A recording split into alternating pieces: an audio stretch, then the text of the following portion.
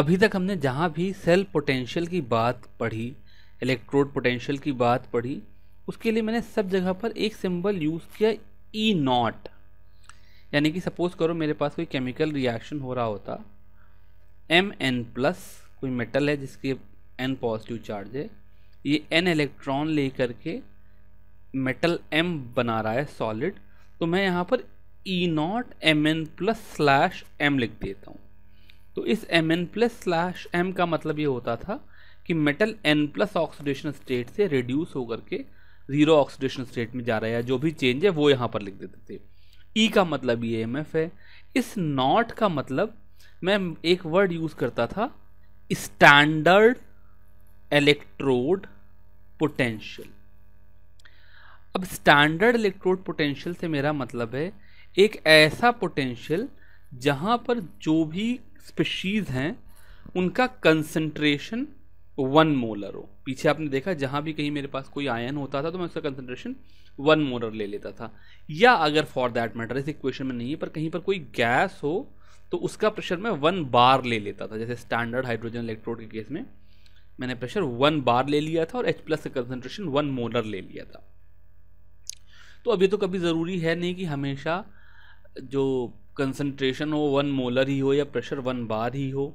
अब अगर concentration 1 molar नहीं है या प्रेशर ऑफ गैस 1 बार नहीं है तो इस कंडीशन में सेल पोटेंशियल कितना होगा, ये चीज़ एक्सप्लेन करने के लिए एक इक्वेशन है जिसको हम नर्न्स्ट इक्वेशन बोलते हैं।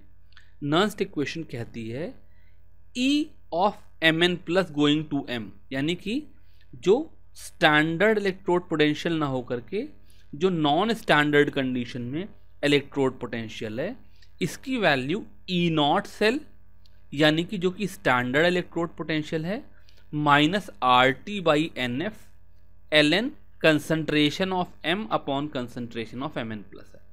इन सारे टर्म को एक एक करके समझने की कोशिश करते हैं। R ये मेरा गैस कांस्टेंट है 8.314, T जो कि टेम्परेचर होगा, नॉर्मल केस में हम इसको 298 केल्विन ले लेते हैं क्योंकि ज़्यादातर केसेस में जो भी हम काम कर रहे हैं वो रूम टेम्परेचर पे हो रहा है, 298 केल्विन पे हो रहा है। N ये number of electrons in reaction है, जैसे यहां पर ये n इलेक्ट्रॉन गिवन है, और F फैराडे है। 1 faraday is charge this is equal to charge on 1 mole of electron. तो अगर मेरे पास 1 मोल इलेक्ट्रॉन है तो उसके ऊपर जो चार्ज की वैल्यू हो जाएगी वो जाएगी 6 into 10 to the power of 23, ये 1 मोल इलेक्ट्रॉन हो गए, into 1.6 into 10 to the power of -19, ये चार्ज ऑन नॉन इलेक्ट्रॉन हो गया। तो इसकी वैल्यू अप्रॉक्सीमेटली 96,500 कूलम पर मोल हो जाती है। एक स्टैंडर्ड सा कांस्टेंट है charge on 1 mole of electron. तो इन सब चीज़ों की वैल्यू मिल गई। यहाँ पर जो कंसंट्रेशन ऑफ मेटल है, हमें मालूम है सॉलिड या प्योर लिक्विड्स के लिए हम लोग कंसंट्रेशन हमेशा 1 लेते हैं, तो कंसंट्रेशन ऑफ मेटल की वैल्यू 1 होगी, और यहाँ पर कंसंट्रेशन ऑफ Mn प्लस इस मेटल आयन का कंसंट्रेशन होगा। तो समझने की कोशिश करते हैं। जैसे सपोज करो मैंने पीछे डेनियल सेल लिया था, तो डेनियल सेल में 2 इलेक्ट्रोड थे। एक तरफ कॉपर का इलेक्ट्रोड था जो कि कॉपर सल्फेट सोल्यूशन में डिप्ट था, दूसरी तरफ जिंक का इलेक्ट्रोड था जो कि जिंक सल्फेट सोल्यूशन में डिप्ट था। तो अगर मैं कॉपर इलेक्ट्रोड के लिए रिडक्शन रिएक्शन लिखूं तो वो होता है Cu2 plus 2 electron gives Cu। तो इसके लिए जो ई सेल हो जाएगा E of Cu2 plus slash Cu, इसकी वैल्यू हो जाएगी E not of Cu2 plus slash Cu minus RT by 2F। यहाँ पर N की वैल्यू 2 है बिकॉज कॉपर 2 इलेक्ट्रॉन लेकर के कॉपर मेटल दे रहा है। Ln ये नेचुरल लॉग है into 1 upon concentration of Cu2+। ऐसे ही सपोज करो मैं दूसरा रिडक्शन पोटेंशियल देखूं तो वो है Zn2 plus 2 electron gives Zn। तो जो इसके लिए नॉर्मल केस में इलेक्ट्रोड पोटेंशियल की वैल्यू होगी वो हो जाएगी E0 of Zn2+ / Zn minus RT/2F। यहाँ पर भी चूंकि 2 इलेक्ट्रॉन है इसलिए RT/2F हो गया ln 1/Zn2+ का कंसंट्रेशन। ये जो दोनों एग्जाम्पल मैंने दिए ये हाफ सेल के लिए हैं, यानी कि अगर मेरे पास कॉपर हाफ सेल हो या जिंक हाफ सेल हो। इन जनरल अगर मैं इसी बात को कंप्लीट रिएक्शंस के लिए लिखूं तो सपोज करो इसी डेनियल सेल का मैं कंप्लीट रिएक्शन लिखूं तो zinc plus Cu2+ is giving Zn2+ plus Cu, और इस प्रोसेस में 2 इलेक्ट्रॉन पार्टिसिपेट कर रहे हैं। तो कंप्लीट सेल के लिए जो ई सेल की वैल्यू है, जो भी सेल का EMF है, उसकी वैल्यू हो जाएगी E0 सेल। ये E0 सेल हम वैसे ही निकालेंगे जैसे पीछे टेबल देख करके इलेक्ट्रोकेमिकल सेल से वैल्यूज निकाल करके E0 of right minus E0 of left कर रहे थे, माइनस RT/NF ln Q, जहां पर Q इस रिएक्शन का कंसंट्रेशन क्वोशिएंट है। अगर आपको याद हो तो हमने क्लास 11th में कंसंट्रेशन क्वोशिएंट के बारे में पढ़ा था। इस रिएक्शन के लिए कंसंट्रेशन क्वोशिएंट Q की वैल्यू हो जाएगी concentration of products Zn2+ into concentration of Cu। ये मैं लिख दे रहा हूँ पर इसकी ज़रूरत नहीं बिकॉज की वैल्यू 1 हो जाएगी, अपॉन कंसंट्रेशन ऑफ रिएक्टेंट यानी कंसंट्रेशन ऑफ Zn, इसकी वैल्यू भी 1 हो जाएगी इनटू कंसंट्रेशन ऑफ Cu2+। तो अगर मैं इस सेल के लिए देखूं तो हमने निकाला था इस सेल के लिए E0 सेल की वैल्यू 1.1 वोल्ट थी। ये हम लोग डायरेक्टली निकाल सकते हैं। तो इस सेल के लिए ई सेल की वैल्यू हो गई 1.1 minus RT/NF ln Zn2+ Cu2+। अब इस चीज़ को थोड़ा सा सिंप्लीफाई कर लेते हैं। यहाँ पर n की वैल्यू 2 है तो इसको मैं 2 कर देता हूँ, तो ये 1.1 minus RT/2F ln Zn2+ Cu2+ हो गई। इस इक्वेशन को थोड़ा सा और सिंप्लीफाई करना चाहें तो यहाँ पर R की वैल्यू 8.314 मुझे पता ही है, T की वैल्यू 298 मुझे पता ही है, F की वैल्यू 96500 होती है, और ln को जब मैं log में कन्वर्ट करता हूँ तो ln x is equal to 2.303 log x हो जाता है। तो इसका मतलब ये वाला जो टर्म है RT/F, इसकी वैल्यू डाल दें और इसको 2.303 से मल्टीप्लाई कर दें तो ये इक्वेशन बन जाएगी E cell is equal to E0 cell minus 0.059। ये मैंने RTF और 2.303 की वैल्यू डाल के किया बाई n, इस केस में इसकी वैल्यू 2 है बट किसी दूसरे केस में कुछ और हो सकती है, इनटू log ऑफ। ये जो इक्वेशन है इस इक्वेशन को यूज करके, ये नर्स्ट इक्वेशन का सिंप्लीफाइड फॉर्म है, इस इक्वेशन को यूज करके मैं किसी भी सेल का EMF निकाल सकता हूं अगर वो स्टैंडर्ड स्टेट में ना भी हो। एक प्रॉब्लम के साथ को समझने की कोशिश करते हैं। एग्जाम्पल ये है, represent the cell in which following reaction takes place, calculate its E cell if E0 cell is 3.17 volt. तो सबसे पहले मुझे इसको रिप्रेजेंट करना है और फिर इसका ई सेल निकालना है। तो सेल रिप्रेजेंटेशन का केस अगर याद हो तो हमने कहा था लेफ्ट हैंड साइड पे एनोड रखेंगे और राइट हैंड साइड पे कैथोड रखेंगे। यहाँ पर मैग्नीशियम 2+ में जा रहा है और 2 इलेक्ट्रॉन लूज कर रहा है, ये रिएक्शन ऑक्सीडेशन है और इसलिए ये इलेक्ट्रोड एनोड है। तो मैग्नीशियम वाला साइड लेफ्ट हैंड साइड पे आएगा। सिल्वर जो है वो इलेक्ट्रॉन गेन करके सिल्वर मेटल पे जा रहा है जो कि रिडक्शन है, इसलिए ये वाला साइड कैथोड है। तो इस सेल को जब रिप्रेजेंट करेंगे तो वो रिप्रेजेंटेशन होगा Mg सॉलिड, यहाँ से स्टार्ट करते हैं, in contact with Mg2+, bracket मैंने कंसंट्रेशन लिखने को कहा था जो कि हो गया 0.13 मोलर, डबल लाइन जो कि सॉल्ट ब्रिज को रिप्रेजेंट करती है। सॉल्ट ब्रिज के पास Ag+ होगा जिसकी वैल्यू होगी 0.0001, इसको मैं 10⁻⁻⁴ मोलर लिख रहा हूँ।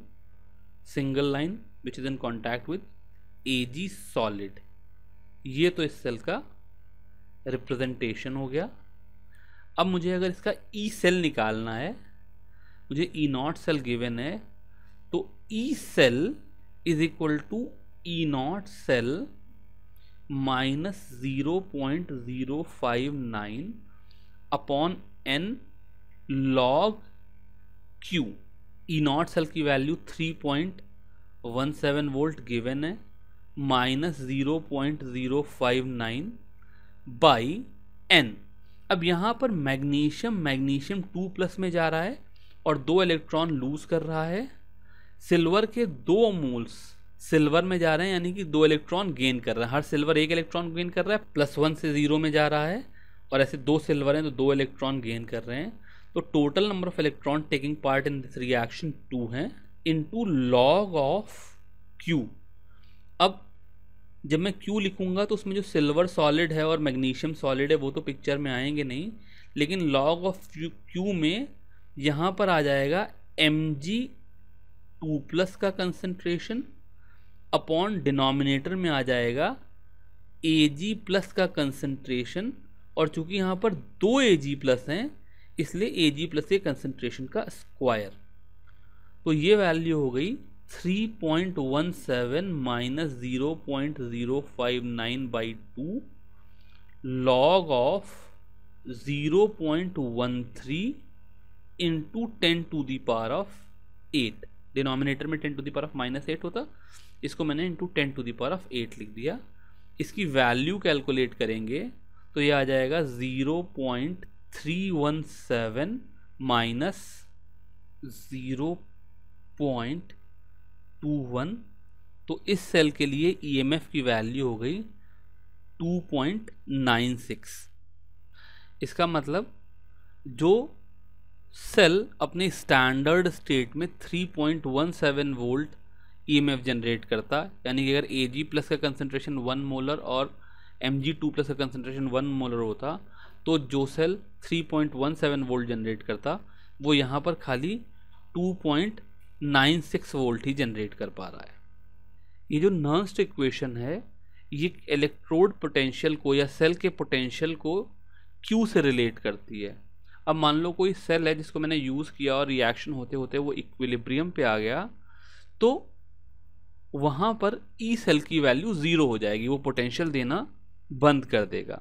यानी कि मैं कह सकता हूँ कि when Q is equal to KC, जब सिस्टम इक्विलिब्रियम पे आ गया तो ई सेल इक्वल टू 0। और मैं नर्स्ट इक्वेशन में पढ़ा था कि E cell is equal to E0 cell minus 0.059/n log Q।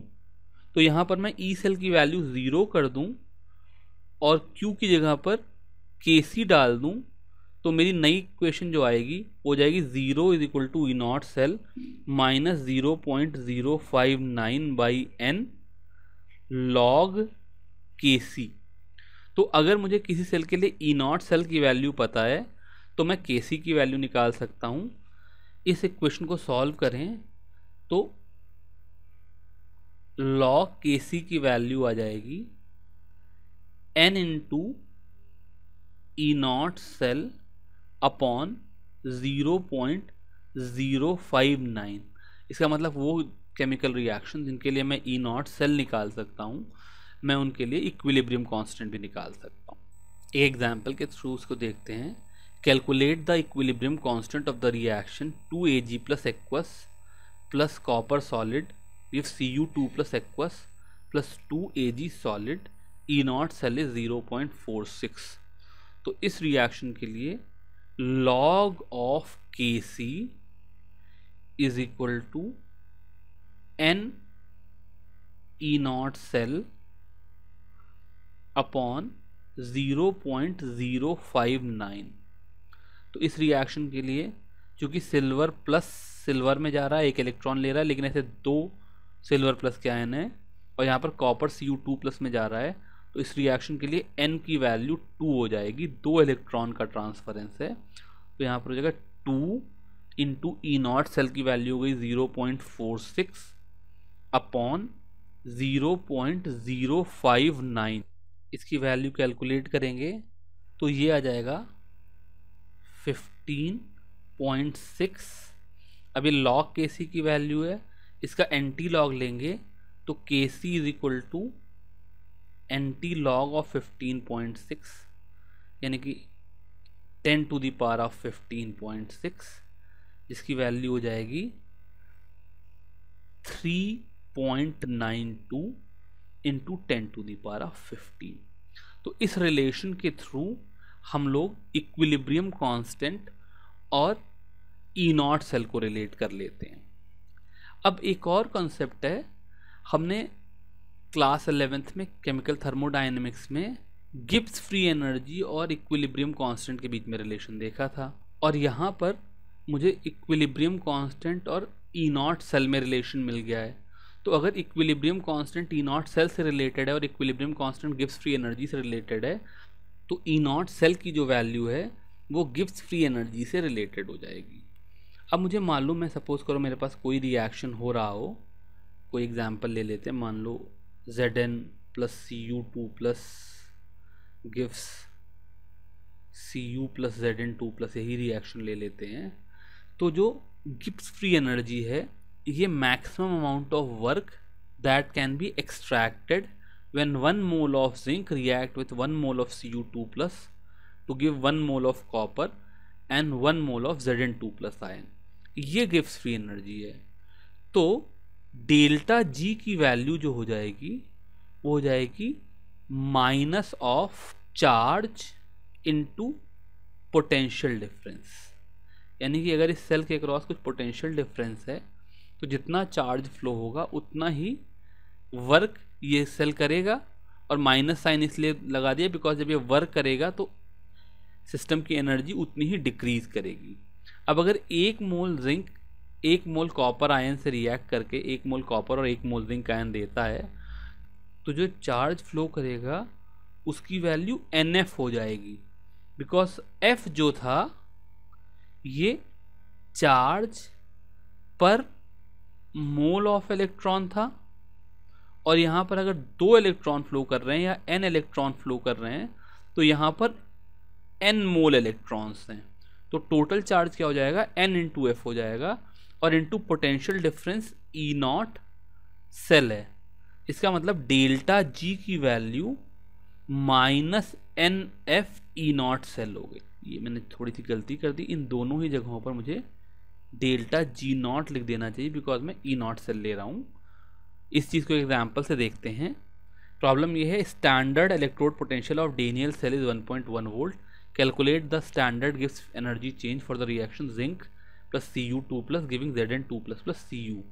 तो जैसा मैं अभी बता रहा था, इस सेल के लिए ई नॉट सेल की वैल्यू 1.1 वोल्ट है, तो इस सेल का standard free energy change minus N F E naught cell, यानी कि -2 इंटू 96500 इंटू 1.1 हो जाएगा, जिसकी वैल्यू हो गई 212300 जूल पर मोल या 212.3 किलो जूल पर मोल। चूँकि मैं इलेक्ट्रोकेमिकल सेल से ई नॉट सेल की वैल्यू निकाल सकता हूँ।